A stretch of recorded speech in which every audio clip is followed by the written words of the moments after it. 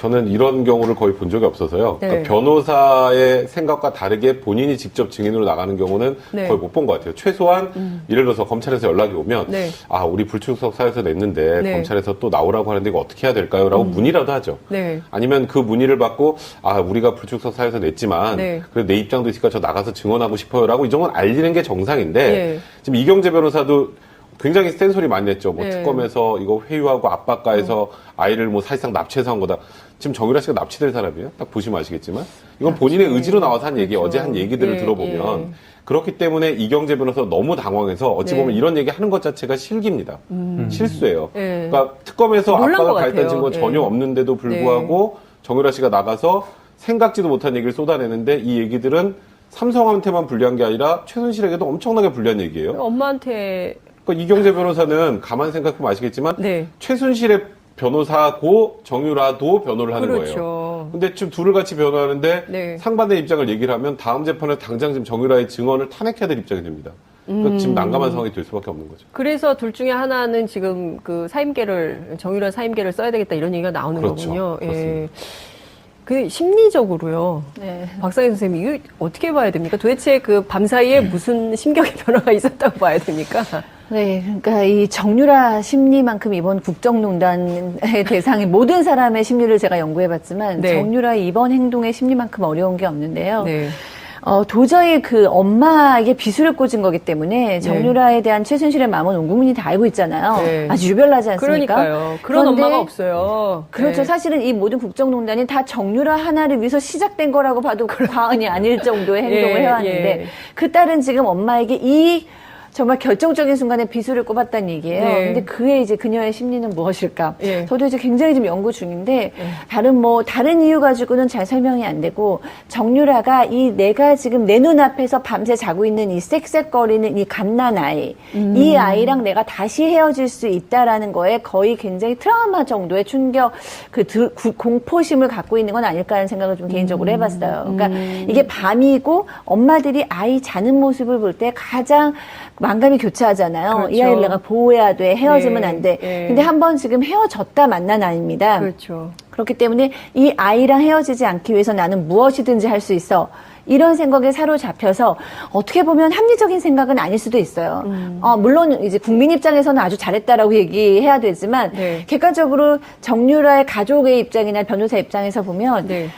대단한 형을 받을 것 같지 않은 정유라가 이렇게 엄마한테 불리한 얘기를 하다니. 그렇지만 정유라는 합리적인 판단을 하지 못하고 지금 내 아이를 지켜야 돼. 나는 어떻게든지 시련을 면해야 돼. 라는 판단을 한 건 아닐까라고 조심스럽게 생각해 보겠습니다. 그러니까 이게 어떻게 보면은 그 아침 드라마의 막장 드라마. 아침 드라마에서 쉽지 않아요. 이 정도 되면. 이 정도면 아침 드라마 안 이런 돼요? 거 쓰면 통과가 안 됩니다. 이 정도 되면. 거의 막장 드라마를 보는 것 같기도 하고요. 어떤 측면에서 보자면 당장 우리 엄마가 나를 위해서 이렇게 엄청난 국정농단을 했지만 지금 당장 내게 제일 소중한 것은 이 아들. 얘를 지켜야 된다. 이런 생각을 했다는 거죠. 그러니까 저는 다른 이유는 잘 생각이 나지 않아요. 그러니까 만약에 지금 변호인 쪽에서는 특검이 회유와 압박을 했다라고 네. 얘기를 하고 있는데 만약에 그 회유와 압박이 있었는지 없었는지도 모르지만 네. 만약에 회유와 압박이 있었다고 해도 그 내용은 3차 구속영장 신청돼서 당신이 구속되면 그 아이는 어떻게 하냐 장시호를 봐라. 네. 뭐 이런 식의 어떤 그 시나리오밖에 전 생각이 나지 않거든요. 그러니까 이 아이를 지켜야 한다는 것 그리고 근본적으로 정유라는 최순실의 딸이기 때문에 최순실을 물론 좋아하고 사랑하겠죠. 네. 그렇지만 최순실에 대한 존경감 있잖아요. 이런 순간에 최순실의 말을 믿고 최순실을 지켜야겠다는 생각은 무의식적으로는 없었을 수도 있겠다는 생각도 해봤어요. 그러니까 최순실은 항상 옳지 못한 일을 하고 있다. 나의 엄마지만 뭔가 좀 불의하다. 엄마가 잘못했지 뭐. 이런 생각이 내면에는 깔려 있다가 네. 이렇게 선택의 순간이 되니까 내가 엄마의 비리를 폭로하는 편이 나도 지키고 어떻게 보면 그건 거짓은 아니니까 뭐 이런 식으로 절충된 느낌도 있거든요. 그 외의 것들은 지금 저로서는 잘 생각이 되지 않습니다. 야, 그 엄마 최순실은 지금 어떤 상황? 멘붕이죠. 멘붕일 것 같아요. 세상에 딸이 이럴 수가. 근데 저는 최순실은 굉장히 놀랐을 거라고 생각을 네. 하고 배신감을 느꼈지만 네. 나름대로 자기 합리화를 하고 있을 거예요. 어떤 식으로냐면 자기 합리화를 한다. 그러니까 정유라를 미워할 수는 없는 거예요. 최순실은 정유라는 최순실을 배신할 수 있지만 최순실은 정유라를 미워할 수 없으니까 네. 우리 딸이 가장 힘들고 약한 순간에 저 나쁜 특검이 아마 협박을 해서 아이를 이렇게 끌고 와서 나한테 이렇게 했을 거야라는 생각 네. 하나와 정말 도와줄 사람 하나도 없이 우리 유라가 우리 손자를 지켜야 되기 때문에 어련하면 이런 행동을 했을 거야 라는 식으로 최순실은 이 순간에도 모성애를 발휘할 수 있겠다는 생각해 봅니다. 딸을 지키고 이 나쁜 특검이 우리 가족을 망하게 하려고 이렇게 007 작전을 짰다. 이런 생각을 하고 있을 것이다. 라고 저희가 추정을 좀 해봤는데요. 정 기자님, 네. 그 이경재 변호사도 비슷한 얘기를 했어요. 네. 우리가 가히 지금 추론 중인 최순실 씨하고 같은 얘기인데 특검이 부당하게 압력을 가해서 정유라 씨가 간 거다. 네. 근데 실제로 그런 면이 좀 있습니까? 뭐 글쎄요, 뭐 부당한 압력이 네. 있었느냐, 그거는 이제 뭐 정유라 씨 얘기에서 좀 봐야 될 것 같은데, 정유라 씨가 특검 그 재판에 출석을 하면서 이제 사람들이 물어보지 않았습니까? 네. 그래서 주변에 만류는 있었지만 여기에 나온 거는 본인의 판단이었다라고 얘기를 한 거 보면은 오히려 저는 그 주변의 만류에 더 관심이 더 가더라고요. 네. 그래서 대체 어떤 사람이 재판에 증인으로 채택이 된 사람한테 네. 나가지 말라고 만류를 했을까? 뭐 만약에 변호사분들이 그렇게 얘기를 했으면 요거는 좀 부당한 거 아닌가라는 생각이 좀 들기도 하더라고요. 그래요? 네. 그, 백 변호사님 예컨대요. 그러니까 이런 얘기가 좀 나와요. 일종의, 그러니까 정유라 씨가 3차 영장 그 청구를 앞두고 뭔가 검찰 특검하고 플리바게닝 같은 거를 해서 자신의 죄를 좀 경감하면서 실형을 면하면서 뭐 이런 차원에서 뭔가 딜 같은 게 있었던 거 아니냐. 근데 우리나라는 이제 공식적으로는 플리바게닝은 없습니다. 네. 가끔 마약 범죄 같은 경우에 네. 한 명을 잡으면 잡는 게 크게 중요하지 않아요. 마약 범죄 말고 소탕을 해야 되기 때문에 한 명이 다른 사람을 불면 네. 좀 형을 깎아줍니다. 이제 그게 이제 마약만 사실상 그렇습니까? 통상적으로 마약 정도만 그래요. 예. 사실상 마약 정도에만 플리바게닝 유사하게 네. 좀 형을 깎아주는 정도, 그러니까 구형량을 좀 낮춰주는 거죠. 네네. 근데 나머지 범죄는 없어요. 그러니까 지금 근데 저는 정유라 씨가 아까 조금 전에 박상현 소장님이 말했던 것처럼 모성애만 가지고 이런 행동을 했을까는 아니라고 생각을 하고요. 철저하게 저는 자기 이익을 따라서 움직였다고 생각을 해요. 네. 첫 번째 구속영장 기각됐죠. 네. 그리고 두 번째 또 청구했죠. 근데 두 네. 번째 왜 청구했던 것 같으세요? 네. 그러니까 검찰이 특별한 걸 더 잡았으니까 청구했다. 저희는 많이 그렇게 보지는 않습니다. 여론 때문이에요. 여론. 예, 여론 때문입니다. 그런데 두 번째 영장 기각되고 또 다시 여론이 들끓었어요. 정유라, 지금 이대 교수들이 다 지금 뭐 실형받아가지고 저러고 있는데 마지막 최종 수혜자인 정유라만 저렇게 거리를 활보하고 다녀? 그게 말이 돼? 라고 생각하는 여론이 많은 거에 대해서 검찰이 또 부담감을 느껴요. 그러면 또 기각될 걸 알면서도 영장을 또 청구할 가능성도 배제할 수 없었습니다. 그런데 영장을 또 청구하면 영장이 나올 확률은 아무리 이제 또 청구해도 기각될 거라고 하지만 불안하잖아요. 네. 정유라 입장에서 보면 영장 실질 심사에 가서 네. 영장이 나올 때까지 기다리는 그 순간 자체가 굉장히 힘들어요. 네. 또 만약에 영장이 그렇겠죠. 발부되면 예. 그럼 자기가 이제 구속된 상태에서 수사를 받고 또 재판을 받으면 실형이 나올 수 있어요. 그렇죠. 그런데 이렇게 적극적으로 협조를 하면 특검이 그러니까 굳이 그런 얘기를 하지 않아도 영장 재청구하겠어요. 3차 청구 안 합니다. 그건 제가 장담할 수 있어요. 영장 청구 안 해요. 백성훈 변호사님 도장 찍으셨습니다, 지금. 네, 여기 어제 인증되겠죠? 인증샷. 일단 세 번째 영장 청구가 사실상 없을 겁니다. 보시면. 그리고 정유라가 어제 했던 증언들을 가만 보면 네. 최순실의 가슴에는 비수를 꽂았지만 정유라 본인은 다 피해갔어요. 얘기를 들어보면. 정유란 그냥 엄마가 삼성 사람들 만나가지고 말 세탁하기 전날도 그거 다 녹음 파일도 있어요. 네. 얘기를 하잖아요. 그럼 나는 그냥 하라니까 그냥 한 거예요. 그럼 여기 어느 정도 범죄 그 혐의의 중대성 인정되겠어요. 정유라 씨 범죄 혐의 중대성 인정 안 됩니다. 그러면 정유라 씨는 실형 선고도 안 나와요. 이제 보시면 아시겠지만 네. 그렇기 때문에 이거는 정유라 씨가 여러 가지를 계산을 해보고 네. 내가 여기서 괜히 증언도 거부하고 수사에도 비협조하고 그럼 여론도 안 좋아지니까 미우탈박해서 또 영장 청구하고 나중에 혹여라도 실형 선고라도 나오면 그럼 이제 거기 그 다음 단계 모성애랑 연결될 수 있습니다. 아이도 못 볼 수 있고 본인이 굉장히 공공해지잖아요. 이제 그런 걸 고려해서 어제 결심을 한 것 같아요. 그래서 지금까지 관련된 진술 다 번복해서 네. 본인이 하고 싶었던 걸 다 한 게 아닌가 생각이 듭니다. 그러니까 결과적으로 보면 정유라 씨가 굉장히 전략적으로 네. 본인에게 유리한 진술을 하고 그것이 이제 사실에도 네. 부합하는 것이므로 그런 길을 선택했다. 이제 이렇게 보는 건데 그러면 그 특검 도움이 있지 않습니까? 장시호 사촌 언니 장시호하고 손을 잡은 걸까요? 저는 그 사이에 밤에 어떤 일이 일어났는지 이렇게 막 드라마를 써보는 거죠. 혹시 드라마. 예. 네, 아, 장시호랑 지금 막, 통화를 했나? 시청률 올라갑니다. 네.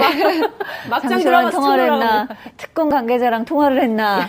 뭐 여러 가지 생각을 예. 해보는 거예요. 근데 네. 지금 변호인은 뭐라고 얘기했냐면 장시호보다 더하다. 살모사 같다라는 표현까지 했다는 거죠. 왜냐하면 그렇죠. 장시호는 네. 이모를 배신한 건데 정유라는 엄마한 거죠. 그렇기 때문에 사실은 그 쇼크는 더합니다. 그러니까 저도 이 박 변호사님 말씀에 기본적으로 동의를 해요. 그러니까 네. 아무 생각 없이 그냥 가가지고 막 감성적으로 한 건 아니죠. 굉장히 우리가 생각했던 그 럭비공 같은 정유라는 사실상 굉장히 전략적이고 어떨 때는 야 피는 못 속인다. 유전자의 힘이 그 할아버지부터 엄마를 이어서 정유라한테 예, 갔구나. 예. 좋게 표현하면 정무감각까지도 있고 나쁘게 표현하면 굉장히 계산적이고 전략적인 인물인데 내가 실형을 조금이라도 살고 싶지 않으니까 엄마가 평생 살지도 모르지만 엄마한테 빚을 꽂겠다 결정을 한 거잖아요. 그런데 이제 저는 아무리 그래도 어떻게 그렇게까지 할 수 있냐라고 그래도 엄마인데. 생각을 엄마인데요. 예. 아무리 정말 상식적으로 이해가 되지 그러니까요. 않죠. 그래서 나름대로 그래도 정유라는 아이랑 헤어질 수 없었겠지라고 이제 저는 생각을 하고 있는 건데 글쎄요 정유라가 장시호하고 연락을 한 건지 장시호의 사례를 보면서 나도 저렇게 특검을 도와서 살아나야겠다라고 판단한 건지는 모르지만 정말로 상상 이상 그 이상의 행동을 한 것 같습니다. 일각에서는 이모랑 먼저 통화한 거 아닌가.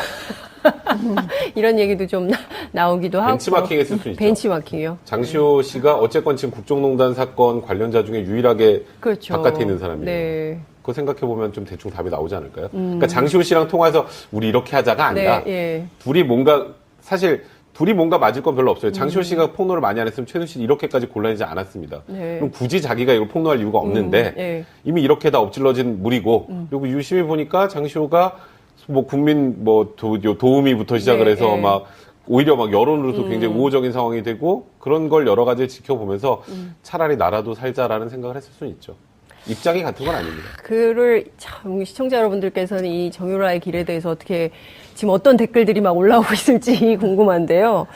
그런데 백 변호사님 말씀 네. 주신 대로 우리가 무슨 여론 재판하자는 것은 아니지만 어찌됐든 가장 수혜를 받은 사람이거든요. 네. 이번 국정농단 사태에서. 근데 물론 이제 전략적으로 본인이 아는 바대로 사실대로 다 진술을 한들 실형을 완벽하게 면할 수 있을까? 그러니까 집행유예도 면할 수 있을까? 아무런 범죄 사실이 없다. 이렇게 될 수 있을까?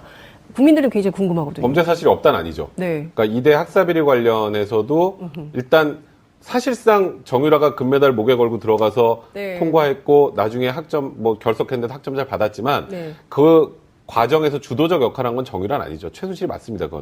그거는 뭐 정유라가 직접 먼저 처음부터 이걸 다 뭐 이런 걸 짜가지고 이대 학장을 구슬리고 어떻게 해서 해야겠다라고 계획을 세운 건 아니잖아요. 네. 그 중심은 최순실이 있었고 수혜를 받은 게 정유라기 때문에 국민적 비난 가능성이 크지만 법적 비난 가능성만 놓고 보면 그렇게까지 크지 않아요, 사실. 그리고 이런 입시 비리에서 입시 비리에 학생이 처벌받는 경우는 전 거의 못 봤어요. 대부분 부모들이 처벌을 받죠. 학사 비리에서는 네, 생각해 보시면 학생은 제적되는 게 최상이에요. 뭐 처벌을 받는 경우 많이 없는데 여기에는 그래도 어느 정도 국민적 비난 가능성까지 결합이 돼서 네. 법적 책임까지 지우려고 하는 거예요. 이거는 두 번째 이 뇌물수수 네. 관련 부분이나 말세탁 범죄 수익 네, 의미에 관한 네. 부분도 주도적인 역할이 최순실이 했다는 건 다 짐작이 가능한 부분이에요. 정유라가 뭘 얼마나 대단해서 삼성과 직접 협상을 하고 하겠습니까?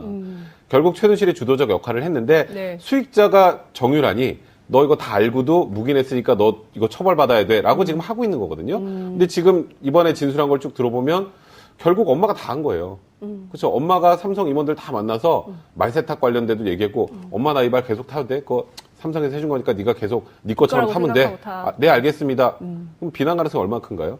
그럼 이러면 실형 선고될 가능성이 네. 일단 변호사 입장에서 보면 거의 없습니다. 저는 이익으로 접근했다고 좀 생각을 하고 있는 거예요. 예. 박 선생님, 정유라 씨가 은닉 재산, 지금 이제 최순실 재산, 독일에 있는 최순실 재산 환수를 위한 특별법 제정 이런 관련해서 이제 국회 논의가 활발하게 진행이 좀 되고 있기도 한데요.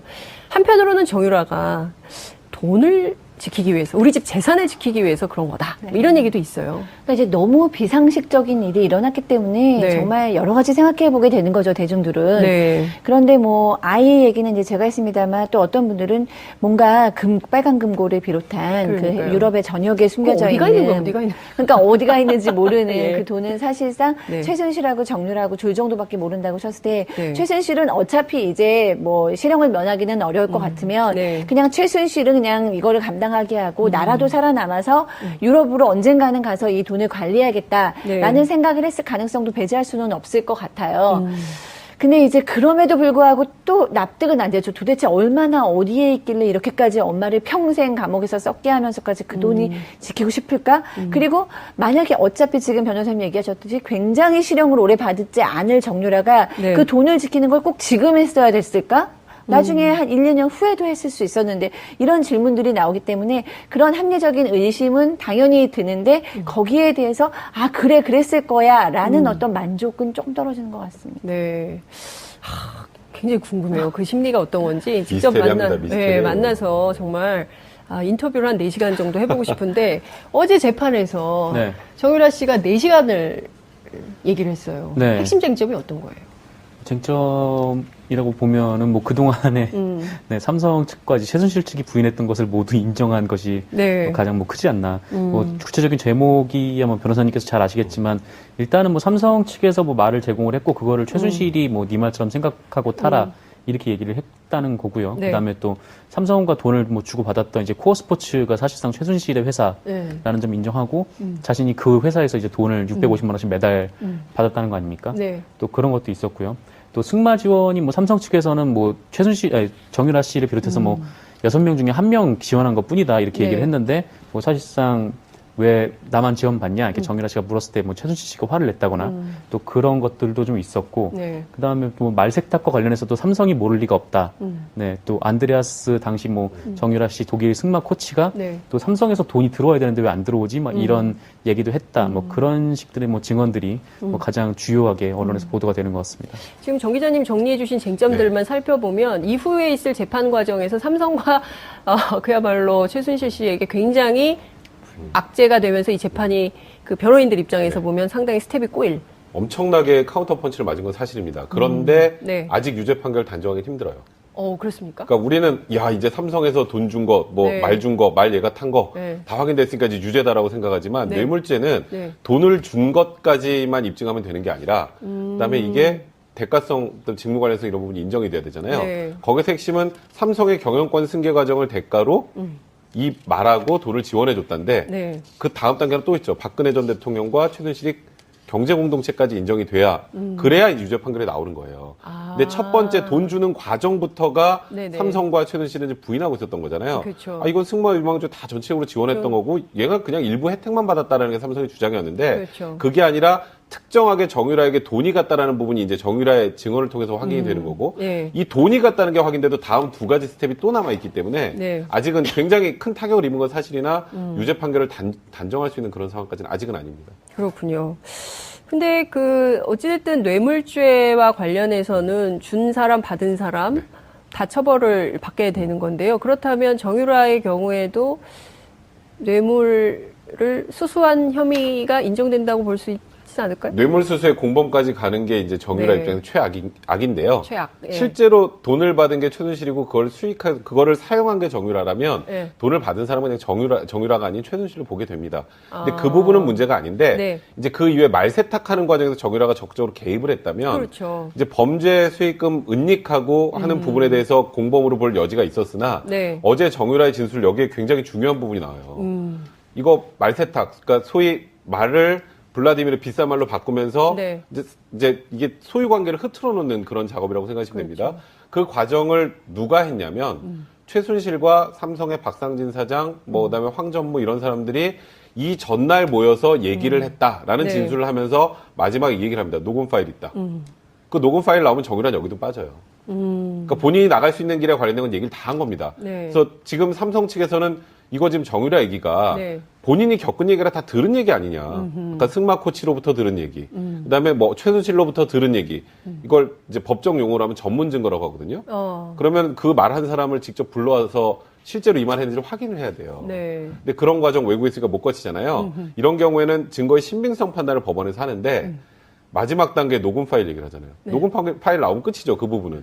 그럼 지금 정유라 씨가 그 녹음 파일을 제출하라면 하겠다라고 얘기를 했어요.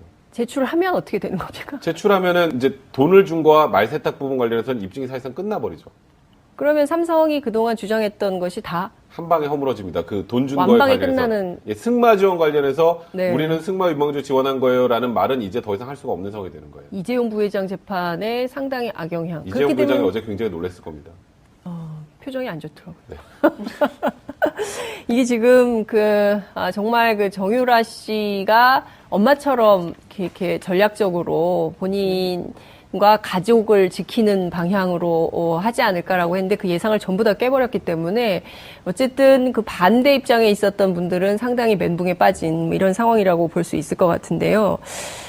중요한 포인트는요. 이후에 재판에서 정유라 씨는 살아남고 최순실 씨가 굉장히 어려운 상황, 난감한 상황에 빠진다면 최순실 씨가 또 최후의 한 방을 준비하게 되는 이런 역전의 상황은 없을까요? 박상희 선생님 어떻게 보십니까? 이게 너무 우리가 드라마식으로 해석을 해서 조금 좀 공부하는 측면이 저는 그럴 것 있는데. 같지는 않거든요. 왜냐면은 엄마를 최순실 자식을 지킬 거다? 뭐 지키기까지는 이제 예전까지는 안 하더라도 정유라에게 한 방을 날리는 일은 없을 것 같아요. 왜냐하면 최순실은 확실하게 정유라 때문에 감정의 기복을 보여왔거든요. 네. 굉장히 공격적이고 주도적으로 재판에서 임하고 하다가도 정유라 얘기가 나오면 이성을 잃고 굉장히 감정적이 되고는 했기 때문에 최순실이 정유라한테 불리한 발언을 이어갈 것 같지는 않지만 최순실이 이제 여태까지 쌓아온 어떤 전투력 같은 거는 상당히 상실이 될 것 같다는 느낌이 듭니다. 근데요. 네. 그러니까 딱히 법적으로 날릴 한 방이 없어요. 정유라한테는. 최순실이. 지금 너무너무 예를 들어서 화가 나서 네. 내 딸이지만 나도 버릴 거야 라고 하면 법적으로 날릴 수 있는 게 없어요. 지금 뭐 일단 나와 있는 내용들 보면 네. 저희 정유라가 개입이 안 됐다는 객관적인 증거들, 녹음 파일이 만약에 나온다면 그런 것도 확인이 되고 이제 학사비리도 지금 다 나왔잖아요. 사실관계가. 네. 뭘 딱히 정유라한테 날릴 게 없는데 네. 굳이 날린다면 뭐 최순실이 이것도 소설입니다만 네. 돈을 관리하는 사람을 통해서 뭐 정유라에 돈줄을 준다거나 뭐 그런 비법적인 방법이 있을지 모르겠지만 법정에서 지금 나와 있는 진술을 또 다 뒤집어 엎을 만한 한 방은 현실적으로 없습니다. 그런데 최순실은 여태까지 보면은 정유라가 가출을 해서 임신을 했을 때도 나는 이제 엄마랑 인연을 끊겠다라고 얘기를 했을 때도 결국에는 정유라한테 졌고요. 그다음에 이제 최순실하고 대화가 하기 싫어서 중간에 사람을 넣어서 대화를 할 때도 뒤에서 어떻게든지 정유라를 승마 선수로 성공을 시키기 위해서 모든 전략을 다 짜왔고 이런 걸 보면은 최순실이 뭐 정유라를 뭐 반대하는 어떤 일을 벌일 거라고는 상상이 되지 않고 얘기한 것처럼 정유라는 어떻게 보면은 늘 엄마가 시키는 일을 해왔어요라고 얘기하고 있기 때문에 주범은 다 최순실일 수밖에 없을 것 같습니다. 근데 궁금한 게요. 녹음을 했다는 거잖아요. 네. 그때 녹음은 어떤 상황에 대비해서 정유라 씨가 녹음을 했던 것일까요? 그러니까 그때 뭐 녹음을 하는 심리 상태는 뭐라고 봐야 저는 될까요? 정유라라는 인물에 대해서 깜짝깜짝 놀라요. 맨 처음에 공항에 들어왔을 때 정유라가 얘기를 할 때는 기대가 있었어요. 럭비공 같았다니까 뭔가 실수로 얘기를 할 거야. 실수가 나오면 뭔가 한 방에 나올 그런 거야. 얘기가 그런데 언론사 기자들도 많이 많았죠. 했겠죠. 근데 네. 실수 없었죠. 중간에 입 다물었습니다. 네. 뭔가 약간 그 20대 풋풋한 아무것도 몰라요라는 젊은이 코스프레 했잖아요. 모자 쓰고 맨날 티셔츠 입고 엄마가 시켰어요. 저는 모릅니다.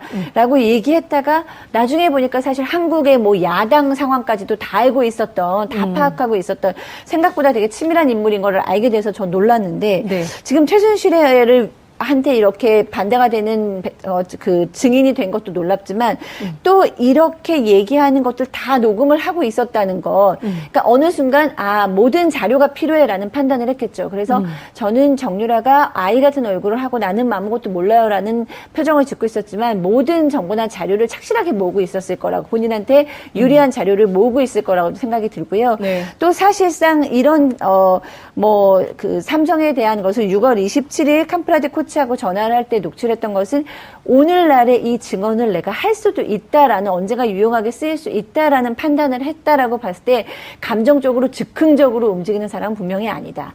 정유라는 굉장히 치밀하고 계산적이게 네. 전략적으로 본인을 방어하고 있다는 생각이 좀 듭니다. 그러니까 나중에 혹여라도 이건 저는 최순실 씨 때문에 녹음했을 것 같지는 않고요. 네. 삼성으로부터 버림받을 수 있으니까. 아. 예, 이거는 굉장히 중요한 자료죠. 삼성이 이 녹음 결국 파일이 있으면 그렇죠. 나중에 함부로 할 수 있겠어요? 그렇죠. 말견하기 전날 삼성 사장하고 임원진이 일종의 와서 지금. 삼성을 날릴 수 있는 스모킹 건. 그러니까 저는 그러니까 오히려 나중에 삼성 때문에 쥐고 있었던 증거가 아닌가. 근데 물론 이것 때문에 결국 최순실 씨도 이번에 많이 다치겠지만 네. 결국 이제 이 녹음의 타겟은 이제 삼성 쪽이 아니었을까 저는 개인적으로 생각이 드네요. 또 다른 정보 수집을 했을까요? 전 더 있을 수도 있다 생각이 들어요. 그러니까 이런 걸 녹음해 놨다는 건 네. 우리 전화할 때 맨날 녹음하세요? 안 하죠. 코치랑 전화할 때 녹음할 일 별로 없잖아요. 정 기자님 녹음 기자들은 해요. 기자분들은 좀 하시죠. 취재를 할 때만 합니다. 네. 그래서 근데 사전에 녹음한다고 얘기하고 녹음해야 돼요. 녹음을 네. 했다라는 건 이것만 녹음했겠어요? 이 캄블라데 코치랑 전화하는 거 그 전에 다른 것도 녹음했을 가능성이 있죠. 지금 녹음 파일을 준다는 게 이 녹음 파일만 준다는 건지 네. 그 전에 이 캄블라데 코치랑 얘기하면서 전화하면서 했던 녹음 파일을 준다는 건지 아직 몰라요. 그래서 지금 삼성 측에서 주장을 하는 것처럼 이거 다 전해 들은 얘기니까 신빙성 없다고 주장을 하고 있잖아요. 네. 이걸 한 방에 무너뜨릴 수 있는 그런 녹음 파일들이 굉장히 많이 있을 가능성도 분명히 있다. 예컨대 정유라 씨가 갖고 있는 휴대폰을 네. 혹은 또 녹음 자료를 통으로 다 낸다면 이번 국정농단 사태에 비어있는 빈칸들이 다 많이 채워질 수도 있죠. 그러니까 지금 사실 특검도 어제 진술할 때 좀 놀랐을 거예요. 특검도 진술하라고 이렇게 네. 설득은 했겠지만 네. 나와서 이 정도까지 얘기할 거는 몰랐을 아니 이렇게까지 거고요. 협조를 그리고 제일 놀랐을 건 이제 뭐 어쨌건 지금 삼성 쪽 변호인단이 제일 놀랐을 거고 네. 그리고 이 재판에 들어오진 않았지만 이건 어제 삼성 재판이었으니까요. 네. 이 나중에 여기서 증언한 거 지금 최순실 씨하고 박근혜 전 대통령 재판에도 나중에 증거로 다 쓸 수 있거든요. 이게 그러면 박근혜 전 대통령 재판까지도 영향을 당연히 미칠 미치죠. 뇌물 사건. 그러니까 네. 궁극적으로 가장 놀란 건 최순실 씨, 네. 최순실 씨의 변호인단이 가장 놀랐을 거고 네. 어제 삼성 측 변호인단도 사실상 이 순간에는 좀 멘붕에 빠져났을까 뭐 이런 생각이 듭니다. 정 기자님, 그 네. 삼성이 이 정 씨가 한 얘기는 다 전해들은 얘기다. 따라서 네. 이것은 신빙성이 없다. 뭐 직접 개입한 것이 아니라 전해들은 거기 때문에 이거는 자료의 가치가 없다 이렇게 폄훼를 했다고 봐야 되는데요. 네. 삼성의 이런 주장이 재판부를 설득할 수 있을까요? 뭐 아까 변호사님께서 말씀하셨지만 네. 뭐 일단 전원이니까 뭐 그렇게 뭐 본인들한테 뭐 유리하게 적용될 수도 있고요. 근데 뭐 삼성 입장에서는 뭐 지금 이렇게밖에 얘기를 할 수가 없지 않았을까라는 생각이 좀 들더라고요. 그래서 네. 여기서 뭐 갑자기 정유라 씨가 나오는 것도 몰랐던 데다가 나와서 이런 말을 할지도 몰랐으니까 뭐 여기서 뭐 어떻게 껌껌이 반박하는 자료를 찾을 수도 없었던 거고 삼성 입장에서 할 수 있는 얘기가 이거밖에 없지 않았을까 네, 그런 생각도 좀 들더라고요. 원래 이렇게 증인이 나오면요 네. 어느 정도 무슨 얘기를 할지가 예상이 돼요. 그리고 증인으로 나오는 게 대부분 검찰 조사, 경찰 조사에 나왔던 얘기를 기초로 물어보기 때문에 네. 그러니까 우리가 증거로 사용하는 거 우리 동의 안 해요. 그럼 이제 증인으로 부르는 거잖아요. 그럼 그 증인이 그 전에 했던 얘기들은 이제 나중에 재판 과정에서 변호사들이 다 볼 수 있단 말이에요. 네. 그러니까 이 증인이 이런 얘기를 했으니까 우리는 이런 걸 물어봐서 이 사람이 진술하는 거를 좀 신빙성을 낮춰봐야겠다. 이런 준비를 하는데 정유라는 검찰에서 특검에서도 이런 얘기 한 적이 없는 걸 나와서 지금 얘기를 하잖아요. 그렇죠. 그럼 삼성 측 변호인단도 대응할 방법이 없는 거예요. 현장에서 현장 대응력이 굉장히 떨어지는 아니 거죠. 현장 대응력이 여기는 네. 혹시 혹여라도 즉흥적으로 변호인이 대응하면 한 방에 갑니다. 잘못하면. 이럴 때는 완전히 말을 아끼는 거 말고 방법이 없어요. 그럼 결국 할 수 있는 게 뭐 있겠어요? 저 사람 얘기하는 거 좀 신빙성이 떨어집니다.밖에 없습니다. 반대 신문도 못 해요. 이 정도 되면. 반대 신문 할 수도 없죠. 무슨 얘기할지 예측이 안 되는데. 네. 그랬다가 괜히 반대 신문 했다가 더 불리한 그거 거 아닌데요? 이렇게 그러면 안 나오면, 되기 때문에 네. 어제 삼성 측 변호인단은 굉장히 제한적으로 물어볼 수밖에 없었어요. 그리고 결국은 신빙성 떨어집니다라는 말 말고는 반박할 게 없었기 때문에 이런 얘기가 나온 겁니다. 그러니까 할 수 있는 대응이 그러니까 평가절하가 아니라 저희들은- 할 수 있는 게 이거밖에 없었다. 아까 기자님 말씀하신 게 정답이에요. 그렇군요. 할 수 있는 게 전해 들은 얘기로 신빙성이 없다. 이것 말고는 더 대응할 내용이 없었다. 이런 말씀 좀 주셨는데요. 살모사 같은 행동을 했다. 굉장히 비유치고는 독한 비유를 변호인이 했어요. 사실 변호인하고 이게 의뢰인이 거의 한 몸으로 법정에서 움직여야 되는데 완전히 디스를 한 거거든요. 완벽한 디스죠. 이거는 네. 왜냐하면 정유라의 변호사 이코르 최순실의 변호사잖아요. 네. 그러니까 이거는 지금 최순실 재판도 다 어그러지게 생겼단 말이에요. 지금 정유라가 삼성 재판에서 얘기를 했지만 네. 제가 말씀드렸던 것처럼 이거는 어차피 여기 박근혜 전 대통령과 최순실 재판에 사용될 수밖에 없는 증거예요. 그러면 엄마 가슴에 빗을 꽂은 거 살모사가 네. 태어나서 자기 부모를 먹어치운다고 해서 살모사라고 하잖아요. 그러니까 이거는 엄마를 먹어치운 상황이다라고 비난을 하면서 우리가 사임할 수밖에 없는 상황이 아닌가, 사임계도 고려해야 된다는 게 이제는 이 둘을 같이 변호를 할 수가 없잖아요. 입장차가 달라지니까. 지금 당장 다음 재판에서 이 정유라 네. 진술의 신빙성을 낮추는 방법을 고민해야 되는 게 정유라의 변호사예요. 그게 말이 되나요? 그러니까 내가 재판 지금 전략이 선임한 완전히- 사람의 예, 예. 변론해줘야 되는데 이 사람이 진술이 잘못됐어요라고 주장을 해야 되는 상황까지 되니까 예. 변호사 입장에서도 멘붕인 거고 그럼 여기를 사임하고 최순실만 하던가 이제 본인도 선택을 해야 되는 상황이 됩니다. 그러다 보니까 네. 이런 좀 변호사 입에서 나오기 힘든 격한 표현까지 나온 거고요. 제가 하나만 더 말씀드리면 우리가 드라마 보면 네. 막 갑자기 새로운 증이 탁 나타나가지고 진술하면 그거 가지고 막 서로 공방하고 예, 싸우잖아요. 예. 현실은 없어요. 아, 현실 법정엔 그런 거 현실 없어요? 법정에서는 예. 이게 수세물 일쪽 변호사가 예. 괜히 잘못 들어갔다 물리면 끝나요. 이 재판이. 그러니까 어제 삼성 변호사들이 아무리 유능해도 예. 어제 대응은 현실적으로 불가능했던 겁니다. 그러니까 그 삼성 측 변호사들이 잘못 대응한 게 아니라 아니, 그것이 그거는 이제 완전 최선의 FM 대로 한 거예요. FM 대로 한 방어였다. 겁니다. 이제 이런 말씀을 좀 주셨는데요. 그 박 선생님 저기 살모사 비유 잡아먹은 겁니까? 일단 뭐 이 변호사들 입장에서 봤을 때는 너무나 놀라웠으니까 네. 그런 표현을 쓴 것 같은데 저는 정유라가 이 내 변호사가 나만 위해서 행동하지 않고 엄마의 마치 나는 부속처럼 부록처럼 나를 변호하고 있다라는 생각을 해오지 않았을까라는 생각이 들었고 아하. 사실은 그게 사실일지도 모른다는 생각이 들었어요. 왜냐하면 정유라가 지금 너무 예측하지 못한 행동을 해서 변호사들이 화가 날 수는 있지만 그렇다고 내 의뢰인을 전 국민 앞에서 살모사라는 표현을 쓰는 것은 좀 너무 심하다는 생각이 들었거든요. 네. 그렇기 때문에 이제 우리가 생각했을 때는 이 변호사들이 정유라한테 딱 붙어서 정유라를 잘 변호하고 있는 것처럼 보였지만 사실 그들 사이에는 가까이 하기 어려운 어떤 거리가 있었나 보다라는 생각이 들었고요. 또 하나는 그럼에도 불구하고 이 정유라가 너무나 당차기 때문에 나는 내 살 길을 찾아야겠다. 그들이 나를 보호해주지 않을지라도 나는 내 살 길을 찾아야겠다라고 생각을 하지 않았나 싶습니다. 그러니까 이제 그 정유라 씨가 귀국해서 기자들하고 일문일답을 할 때도 그런 얘기를 했잖아요. 나 뭐 원래 그 대학 가고 싶은 생각도 없었고, 네. 뭐 굳이 대학을 나와야 된다는 생각도 하지 않았다. 뭐 이제 이런 굉장히 자유분방한 21살의 아주 프레시한 청년, 뭐 이렇게 생각을 했는데 지금 이 정도까지 이르르면 이제 앞서 말씀을 좀 해주셨지만 더 이상 그는 풋풋한 청년은 아닌 것이요. 아니요. 이렇게 판정을 내려야 됩니까? 심리적으로? 그래서 저도 사실은 정유라에 비하면 내가 얼마나 부족한가라는 생각이 들었어요. 항상 정유라 심리를 연구하고 얘기를 하곤 했는데 네. 나중에 보면 완전히 저랑은 비교할 수 없고 저 위에서 행동하는 그녀를 보면서 야 정말 뭐 학교를 다니기 싫어요. 나 학교 따위는 상관없어요라고 얘기를 해서 저는 그렇습니다. 그 정유라는 이 대에 가고 싶지도 않은데 최순실이 얘기해서 간 것 같습니다라고 얘기를 했는데 나중에 보니까 그 교수들하고 다 연락을 해서 사실은 다 자기의 그 학점이나 이런 거에 대해서 자기 의견도 얘기한 적이 있었고 그래서 정유라가 심지어는 이런 생각까지 듭니다. 정유라가 어제 나갈 때 옷이 굉장히 드레스 같은 어떤 원피스로 바뀌었어요.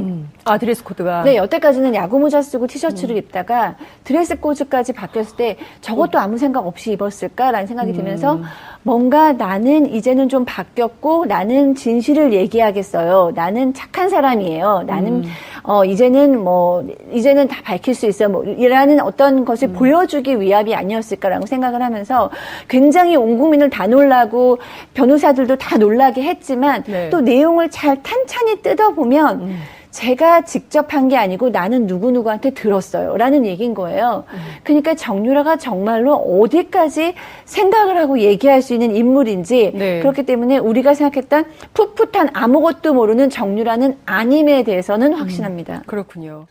저는 이런 경우를 거의 본 적이 없어서요. 네. 그러니까 변호사의 생각과 다르게 본인이 직접 증인으로 나가는 경우는 네. 거의 못 본 것 같아요. 최소한 예를 들어서 검찰에서 연락이 오면 네. 우리 불출석 사유서 냈는데 네. 검찰에서 또 나오라고 하는데 이거 어떻게 해야 될까요? 라고 문의라도 하죠. 네. 아니면 그 문의를 받고 우리가 불출석 사유서 냈지만 네. 그래도 내 입장도 있으니까 저 나가서 증언하고 싶어요 라고 이 정도는 알리는 게 정상인데 네. 지금 이경재 변호사도 굉장히 센 소리 많이 냈죠. 뭐 네. 특검에서 이거 회유하고 압박가해서 아이를 뭐 사실상 납치해서 한 거다. 지금 정유라 씨가 납치된 사람이에요. 딱 보시면 아시겠지만 이건 본인의 의지로 나와서 한 얘기, 그렇죠. 어제 한 얘기들을 예, 들어보면 예. 그렇기 때문에 이경재 변호사 너무 당황해서 어찌 네. 보면 이런 얘기 하는 것 자체가 실기입니다. 실수예요. 예. 그러니까 특검에서 놀란 압박을 것 가했다는 같아요. 증거가 예. 전혀 없는데도 불구하고 정유라 씨가 나가서 생각지도 못한 얘기를 쏟아내는데 이 얘기들은 삼성한테만 불리한 게 아니라 최순실에게도 엄청나게 불리한 얘기예요. 엄마한테 그러니까 이경재 변호사는 가만 생각하면 아시겠지만 네. 최순실의 변호사고 정유라도 변호를 하는 거예요. 그렇죠. 근데 지금 둘을 같이 변호하는데 네. 상반된 입장을 얘기를 하면 다음 재판에 당장 지금 정유라의 증언을 탄핵해야 될 입장이 됩니다. 그러니까 지금 난감한 상황이 될 수밖에 없는 거죠. 그래서 둘 중에 하나는 지금 그 사임계를 정유라 사임계를 써야 되겠다 이런 얘기가 나오는 그렇죠. 거군요. 예. 그렇습니다.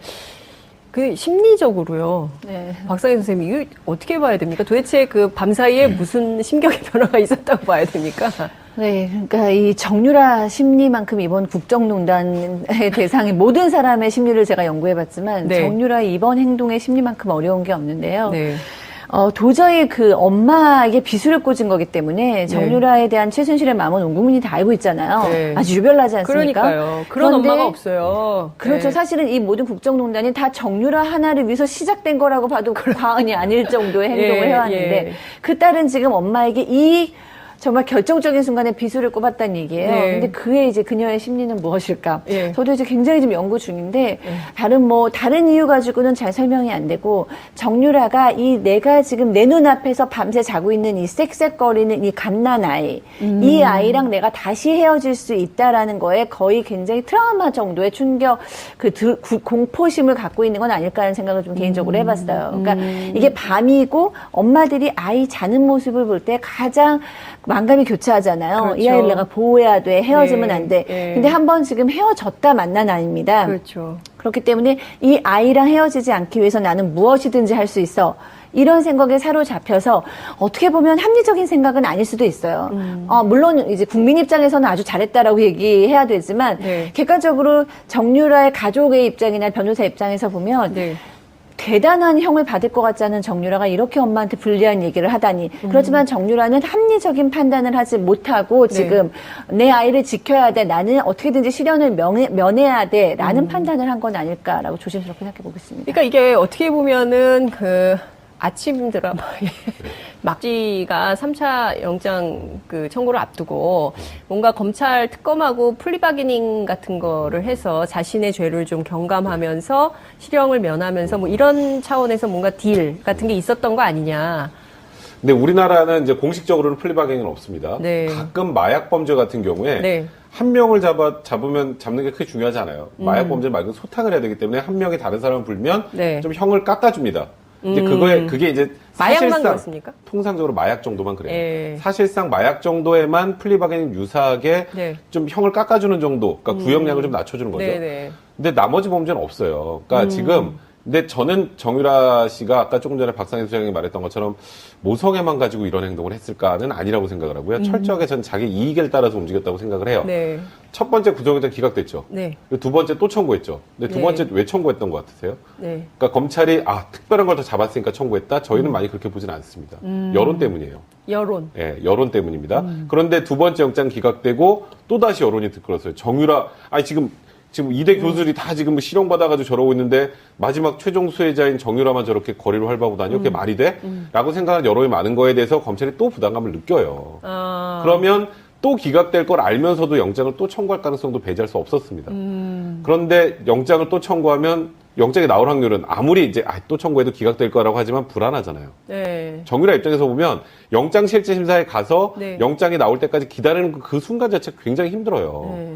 또 만약에 영장이 그렇겠죠. 발부되면 예. 그럼 자기가 이제 구속된 상태에서 수사를 받고 또 재판을 받으면 실형이 나올 수 있어요. 그렇죠. 그런데 이렇게 적극적으로 협조를 하면 특검이 그러니까 굳이 그런 얘기를 하지 않아도 영장 재청구하겠어요? 3차 청구 안 합니다. 그건 제가 장담할 수 있어요. 영장 청구 안 해요. 백성훈 변호사님 도장 찍으셨습니다, 지금.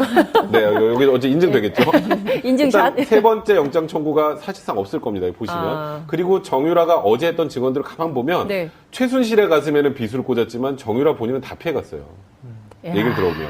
정유란 그냥 엄마가 삼성 사람들 만나가지고 말 세탁하기 전날도 그거 다 녹음 파일도 있어요. 얘기를 하잖아요. 그럼 나는 그냥 하라니까 그냥 한 거예요. 그럼 여기 어느 정도 범죄 그 혐의의 중대성이 인정되겠어요. 정유라 씨 범죄 중대성 인정 안 됩니다. 그러면 정유라 씨는 실형 선고도 안 나와요. 이제 보시면 아시겠지만 네. 그렇기 때문에 이거는 정유라 씨가 여러 가지를 계산을 해보고 네. 내가 여기서 괜히 증언도 거부하고 수사에도 비협조하고 그럼 여론도 안 좋아지니까 미문털박해서 또 영장 청구하고 나중에 혹여라도 실형 선고라도 나오면 그럼 이제 거기 그 다음 단계 모성애랑 연결될 수 있습니다. 아이도 못 볼 수 있고 본인이 굉장히 공공해지잖아요. 이제 그런 걸 고려해서 어제 결심을 한 것 같아요. 그래서 지금까지 관련된 진술 다 번복해서 네. 본인이 하고 싶었던 걸 다 한 게 아닌가 생각이 듭니다. 그러니까 결과적으로 보면 정유라 씨가 굉장히 전략적으로 네. 본인에게 유리한 진술을 하고 그것이 이제 사실에도 네. 부합하는 것이므로 그런 길을 선택했다. 이제 이렇게 보는 건데 그러면 그 과정에서 주도적 역할을 한 건 정유라는 아니죠. 최순실이 맞습니다. 그거는 뭐 정유라가 직접 먼저 처음부터 이걸 다 뭐 이런 걸 짜가지고 2대 학장을 구슬리고 어떻게 해서 해야겠다라고 계획을 세운 건 아니잖아요. 네. 그 중심은 최순실이 있었고 수혜를 받은 게 정유라기 때문에 국민적 비난 가능성이 크지만 법적 비난 가능성만 놓고 보면 그렇게까지 크지 않아요. 사실. 그리고 이런 입시 비리에서 입시 비리에 학생이 처벌받는 경우는 전 거의 못 봤어요.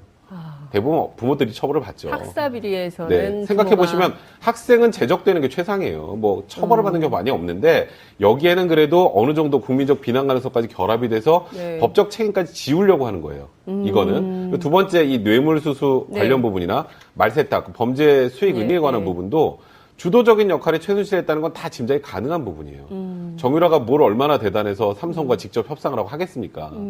결국 최순실이 주도적 역할을 했는데 네. 수익자가 정유라니 너 이거 다 알고도 묵인했으니까 너 이거 처벌받아야 돼 라고 지금 하고 있는 거거든요. 근데 지금 이번에 진술한 걸 쭉 들어보면 결국 엄마가 다 한 거예요. 그렇죠. 엄마가 삼성 임원들 다 만나서 말세탁 관련돼도 얘기했고 엄마 나 이 말 계속 타도 돼? 그거 삼성에서 해준 거니까 네가 계속 네 것처럼 거라고 타면 돼. 생각하고 타. 아, 네 알겠습니다. 그럼 비난 가능성이 얼마나 큰가요? 그럼 이러면 실형 선고될 가능성이 네. 일단 변호사 입장에서 보면 거의 없습니다. 저는 이익으로 접근했다고 좀 생각을 하고 있는 거예요. 예. 박 선생님, 저기, 정유라 씨가, 뭐, 은닉 재산, 지금 뭐, 이제, 최순실 재산, 독일에 있는 최순실 재산 환수를 위한 특별법 제정, 뭐, 이런 관련해서 이제 국회 논의가 활발하게 진행이 좀 되고 있기도 한데요. 한편으로는 정유라가 돈을 지키기 위해서, 우리 집 재산을 지키기 위해서 그런 거다. 뭐 이런 얘기도 있어요. 그러니까 이제 너무 비상식적인 일이 일어났기 때문에 네. 정말 여러 가지 생각해 보게 되는 거죠, 대중들은. 네. 그런데 뭐 아이 얘기는 이제 제가 했습니다만 또 어떤 분들은 뭔가 빨간 금고를 비롯한 그러니까요. 그 유럽의 전역에 숨겨져 어디가 있는 거야, 어디가 있는 그러니까 어디가 있는지 모르는 예. 그 돈은 사실상 네. 최순실하고 정유라고 둘 정도밖에 모른다고 쳤을 때 네. 최순실은 어차피 이제 뭐 실형을 면하기는 어려울 것 같으면 네. 그냥 최순실은 그냥 이거를 감당하게 하고 나라도 살아남아서 유럽으로 언젠가는 가서 이 돈을 관리해야겠다라는 네. 생각을 했을 가능성도 배제할 수는 없을 것 같아요. 근데 이제 그럼에도 불구하고 또 납득은 안 되죠. 도대체 얼마나 어디에 있길래 이렇게까지 엄마를 평생 감옥에서 썩게 하면서까지 그 돈이 지키고 싶을까? 그리고 만약에 어차피 지금 변호사님 얘기하셨듯이 굉장히 실형을 오래 받지 않을 정유라가 네. 그 돈을 지키는 걸 꼭 지금 했어야 됐을까? 나중에 한 1, 2년 후에도 했을 수 있었는데 이런 질문들이 나오기 때문에 그런 합리적인 의심은 당연히 드는데 거기에 대해서 아 그래 그랬을 거야 라는 어떤 만족은 조금 떨어지는 것 같습니다. 네. 굉장히 궁금해요. 그 심리가 어떤 건지 직접 미스테리합니다, 미스테리해요. 만나서 정말 인터뷰를 한 4시간 정도 해보고 싶은데 어제 재판에서 네. 정유라 씨가 4시간을 얘기를 했어요. 네. 핵심 쟁점이 짱 아침 드라마. 드라마에서 쉽지 않아요. 이 그래, 정도 되면. 이 정도면 아침 드라마 안 이런 돼요? 거 쓰면 통과가 안 됩니다. 이 정도 되면. 거의 막장 드라마를 보는 것 같기도 하고요. 어떤 측면에서 보자면 당장 우리 엄마가 나를 위해서 이렇게 엄청난 국정농단을 했지만 지금 당장 내게 제일 소중한 것은 이 아들. 얘를 지켜야 된다. 이런 생각을 했다는 거죠. 그러니까 저는 다른 이유는 잘 생각이 나지 않아요. 그러니까 만약에 지금 변호인 쪽에서는 특검이 회유와 압박을 했다라고 네. 얘기를 하고 있는데 만약에 그 회유와 압박이 있었는지 없었는지도 모르지만 네. 만약에 회유와 압박이 있었다고 해도 그 내용은 3차 구속영장 신청돼서 당신이 구속되면 그 아이는 어떻게 하냐 장시호를 봐라. 네. 뭐 이런 식의 어떤 그 시나리오밖에 전 생각이 나지 않거든요. 그러니까 이 아이를 지켜야 한다는 것 그리고 근본적으로 정유라는 최순실의 딸이기 때문에 최순실을 물론 좋아하고 사랑하겠죠. 네. 그렇지만 최순실에 대한 존경감 있잖아요. 이런 순간에 최순실의 말을 믿고 최순실을 지켜야겠다는 생각은 무의식적으로는 없었을 수도 있겠다는 생각도 해봤어요. 그러니까 최순실은 항상 옳지 못한 일을 하고 있다. 나의 엄마지만 뭔가 좀 불의하다. 엄마가 잘못했지 뭐. 이런 생각이 내면에는 깔려 있다가 네. 이렇게 선택의 순간이 되니까 내가 엄마의 비리를 폭로하는 편이 나도 지키고 어떻게 보면 그건 거짓은 아니니까 뭐 이런 식으로 절충된 느낌도 있거든요. 그 외의 것들은 지금 저로서는 잘 생각이 되지 않습니다. 야, 그 엄마 최순실은 지금 어떤 상황? 멘붕이죠. 멘붕일 것 같아요. 세상에 딸이 이럴 수가. 근데 저는 최순실은 굉장히 놀랐을 거라고 생각을 네. 하고 배신감을 느꼈지만 네. 나름대로 자기 합리화를 하고 있을 거예요. 어떤 식으로냐면 자기 합리화를 한다. 그러니까 정유라를 미워할 수는 없는 거예요. 최순실은 정유라는 최순실을 배신할 수 있지만 최순실은 정유라를 미워할 수 없으니까 네. 우리 딸이 가장 힘들고 약한 순간에 저 나쁜 특검이 아마 협박을 해서 아이를 이렇게 끌고 와서 나한테 이렇게 했을 거야라는 생각 네. 하나와 정말 도와줄 사람 하나도 없이 우리 유라가 우리 손자를 지켜야 되기 때문에 어련하면 이런 행동을 했을 거야 라는 식으로 최순실은 이 순간에도 모성애를 발휘할 수도 있겠다는 생각해 봅니다. 딸을 지키고 이 나쁜 특검이 우리 가족을 망하게 하려고 이렇게 007 작전을 짰다. 이런 생각을 하고 있을 것이다. 라고 저희가 추정을 좀 해봤는데요. 정 기자님, 네. 그 이경재 변호사도 비슷한 얘기를 했어요. 네. 우리가 가히 지금 추론 중인 최순실 씨하고 같은 얘기인데 특검이 부당하게 압력을 가해서 정유라 씨가 간 거다. 네. 근데 실제로 그런 면이 좀 있습니까?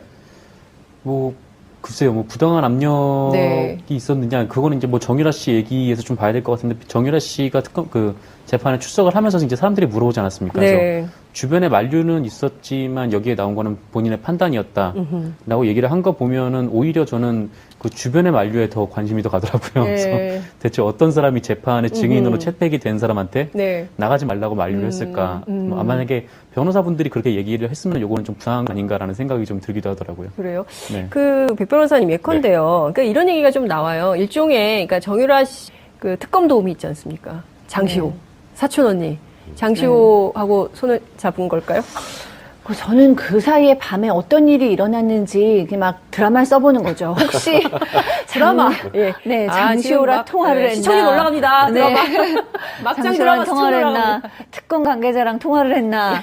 뭐 여러 가지 생각을 예. 해보는 거예요. 근데 네. 지금 변호인은 뭐라고 얘기했냐면 장시호보다 더하다. 살모사 같다라는 표현까지 했다는 거죠. 왜냐하면 그렇죠. 장시호는 네. 이모를 배신한 건데 정유라는 엄마한 거죠. 그렇기 때문에 사실은 그 쇼크는 더합니다. 그러니까 저도 이 박 변호사님 말씀에 기본적으로 동의를 해요. 그러니까 네. 아무 생각 없이 그냥 가가지고 막 감성적으로 한 건 아니죠. 굉장히 우리가 생각했던 그 럭비공 같은 정유라는 사실상 굉장히 전략적이고 어떨 때는 야 피는 못 속인다. 유전자의 힘이 그 할아버지부터 엄마를 이어서 정유라한테 예, 갔구나. 예. 좋게 표현하면 정무감각까지도 있고 나쁘게 표현하면 굉장히 계산적이고 전략적인 인물인데 내가 실형을 조금이라도 살고 싶지 않으니까 엄마가 평생 살지도 모르지만 엄마한테 빚을 꽂겠다 결정을 한 거잖아요. 그런데 이제 저는 아무리 그래도 어떻게 그렇게까지 할 수 있냐라고 그래도 엄마인데. 생각을 엄마인데요. 예. 아무리 정말 상식적으로 이해가 되지 그러니까요. 않죠. 그래서 나름대로 그래도 정유라는 아이랑 헤어질 수 없었겠지라고 이제 저는 생각을 하고 있는 건데 글쎄요 정유라가 장시호하고 연락을 한 건지 장시호의 사례를 보면서 나도 저렇게 특검을 도와서 살아나야겠다라고 판단한 건지는 모르지만 정말로 상상 이상 그 이상의 행동을 한 것 같습니다. 일각에서는 이모랑 먼저 통화한 거 아닌가. 이런 얘기도 좀 나오기도 하고. 벤치마킹 했을 수 있죠. 벤치마킹이요. 장시호 씨가 어쨌건 지금 국정농단 사건 관련자 중에 유일하게 그렇죠. 바깥에 있는 사람이에요. 네. 그거 생각해보면 좀 대충 답이 나오지 않을까요? 그러니까 장시호 씨랑 통화해서 우리 이렇게 하자가 아니라 네, 예. 둘이 뭔가 맞을 건 별로 없어요. 장시호 씨가 폭로를 많이 안 했으면 최순실이 이렇게까지 곤란하지 않았습니다. 네. 그럼 굳이 자기가 이걸 폭로할 이유가 없는데 예. 이미 이렇게 다 엎질러진 물이고 그리고 유심히 보니까 장시호가 뭐 국민 뭐 도우미부터 시작을 네, 해서 네. 막 오히려 막 여론으로도 굉장히 우호적인 상황이 되고 그런 걸 여러 가지 지켜보면서 차라리 나라도 살자라는 생각을 했을 수는 있죠. 입장이 같은 건 아닙니다. 그를 참 시청자 여러분들께서는 이 정유라의 길에 대해서 어떻게 지금 어떤 댓글들이 막 올라오고 있을지 궁금한데요. 그런데 백 변호사님 말씀 주신 대로 우리가 무슨 여론 재판하자는 것은 아니지만 어찌됐든 가장 수혜를 받은 사람이거든요. 이번 국정농단 사태에서. 근데 물론 이제 전략적으로 본인이 아는 바대로 사실대로 다 진술을 한들 실형을 완벽하게 면할 수 있을까? 그러니까 집행유예도 면할 수 있을까? 아무런 범죄 사실이 없다. 이렇게 될 수 있을까? 국민들은 굉장히 궁금하거든요. 범죄 사실이 없다는 아니죠. 네. 그러니까 이대 학사비리 관련해서도 일단 사실상 정유라가 금메달 목에 걸고 들어가서 네. 통과했고 나중에 학점 뭐 결석했는데 학점 잘 받았지만 네.